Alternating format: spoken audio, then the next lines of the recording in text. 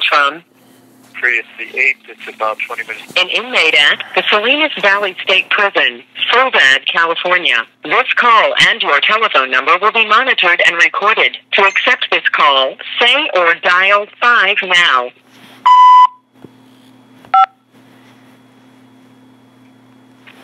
Thank you for using Global Tel Link. Hello. Hey, just while we have a chance to talk, 7:33 on Monday p.m. Your time. It'll be 9:33 p.m. my time.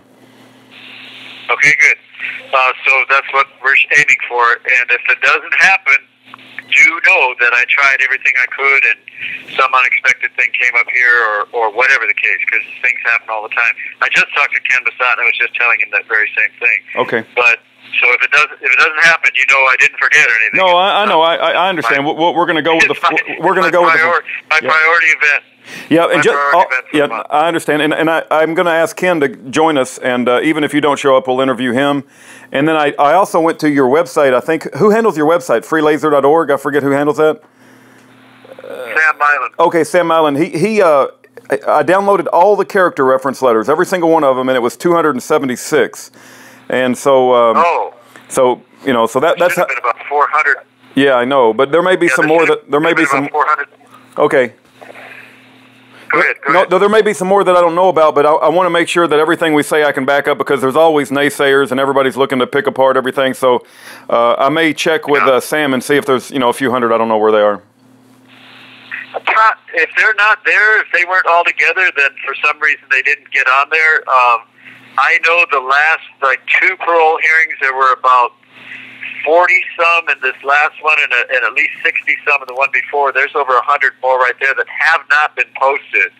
So, and some of those are the same people that wrote earlier, but they're different letters, and some of them are different people. Okay. So, anyway, there's another 100 that maybe, you said how many were there, 200 what? Well, when I downloaded every file, it was about 276 files, and I probably downloaded a few files multiple times, so I'm going to guess around 250, 260. Okay, so with this other 100, that would be about 350, and then I don't know why there isn't about another 60 or 70 or whatever on there, but that's okay. I mean, the quantity doesn't matter that much. It's not that critical. But yeah, like you said, I totally agree. Everything you say, I'm a real stickler about having it backed up, and anytime somebody says something that's a little bit off, then I find out about it, like through Don Cena, who runs my Facebook, sending me some message somebody put on Facebook, and they say, I was attacked with a knife or something like that. I correct it. Or if they say some other thing that's way off on time-wise or whatever the case may be, saying he had a shotgun rather than a pellet pistol, whatever, I always correct that stuff. So I am a stickler about that because my credibility is under a greater microscope than other people's who are not in prison, and that's very important to me. Yeah, I completely understand. Appreciate you doing that. Yeah, I completely understand. Mm-hmm. I called because I have my penal code book in front of me, and I wanted to go through a few of these things where I'll do actual quotations of the law that I was paraphrasing the other day, so nobody can say, oh, I just interpreted this, or I was a little bit off on this. I'm going to give you exact quotations, okay? Okay. And we'll have this all on record there. My penal code book, I want to say this about, it's in tatters, it's all in pieces, because, and I want to make it clear, they're not doing this kind of abuse right now to me at this prison, so I want to commend them for that. But for decades straight, nonstop, they were doing things like this. I had to put this book with a bunch of boxes of my legal papers in storage. These were active legal case files, and this book had to be in there, and the guards either pissed in it or dumped a whole bunch of other liquid in all those boxes to destroy all those files. So they pretty much destroyed the penal code, which is all stuck together. And this has been going on for 30 years straight, that kind of thing. They stole my original 3 penal codes I had to buy, 3 different ones over a period of several years, and then this one they destroyed in this way. But it's still, I can still peel the pages apart in most places and read this stuff. So I'll go on from there now to Penal Code Section 190.4, subsection A, paragraph 1, 2, 3, 4, 5, paragraph 5, right before subsection B. I'm going to go quote right here, and I'll say when I get to the unquote.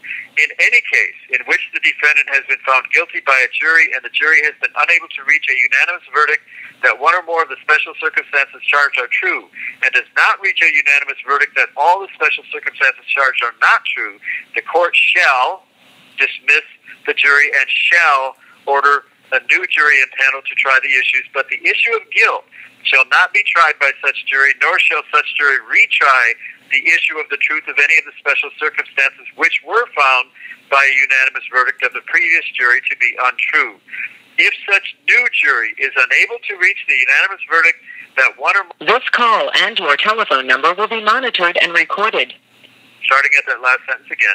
If such new jury is unable to reach the unanimous verdict that one or more of the special circumstances it is trying are true, the court shall dismiss the jury, and in the court's discretion shall either order a new jury impaneled to try the issues the previous jury was unable to reach a unanimous verdict on, or impose a punishment of confinement in state prison for a term of 25 years, period, unquote.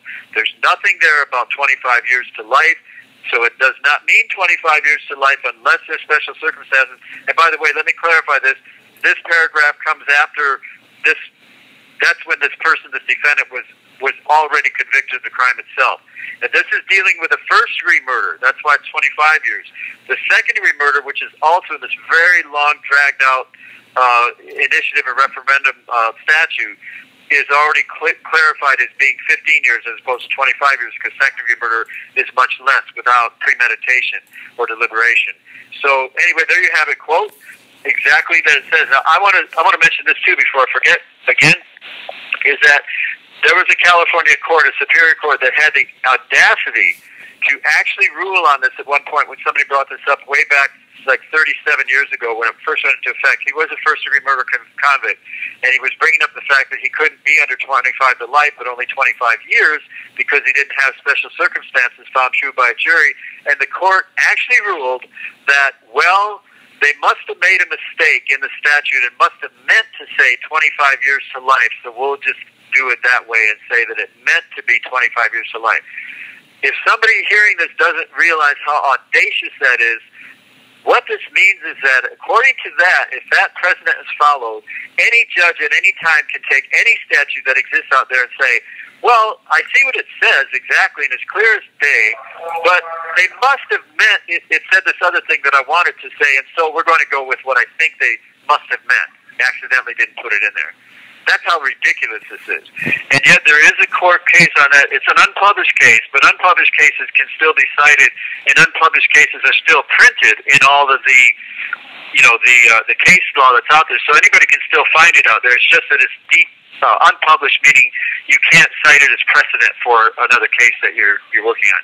But that's the only case I've ever seen ruling on this, and I've never seen another person even found this and brought it before a court.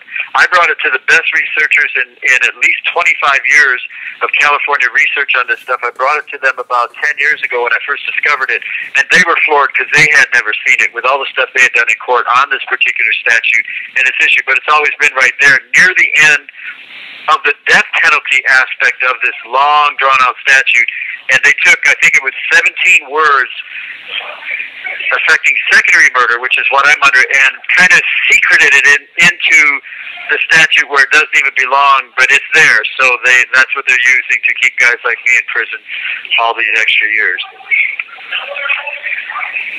Very good. Hey, no, I am here free, and also I wanted to let you know I sent your one-page summary as well as the video of you talking about Dr. Oz to his show. He has like a contact page, and they did reply back. I think it was an automated reply. It says, "Hello, thank you for sharing your story with the Dr. Oz show. We will review your story and contact you should the right opportunity arise." But I think it's like automated. I think they send that to everyone who applies. But in any event, I did send I did send everything that I could think of. Wow, that's great. Fantastic. Okay. Maybe I could do this with what little time we may have left here, and I'm kind of rushed because they're letting people in the cells and I'm supposed to go somewhere, but I'm going to go ahead and use up this whole time if that's all right with you. Yeah. I want to go also to Penal Code Section 3041B, subsection B, or excuse me, 3041, subsection C. I'm going to read it, quote, "For the purpose of reviewing the suitability of parole of those prisoners eligible for parole under prior law at a date earlier than that calculated under Section 1170.2, the board shall appoint panels of at least 2 persons to meet annually with each prisoner until the time that such person is released pursuant to proceedings or reaches the expiration of his or her term as calculated under Section 1170.2. So there are a couple things, unquote. So a couple things going on here. One is we have to now go to 1170.2, and I don't know if I'll have time to do that before this call is over. But the issue here is that part that I emphasized, that term, that phrase, suitability of parole. So all that is referring to, once we go to 1170.2, it will say that it only applies to people that were under that old law well before my event ever even happened, let alone my conviction. So it doesn't apply to me.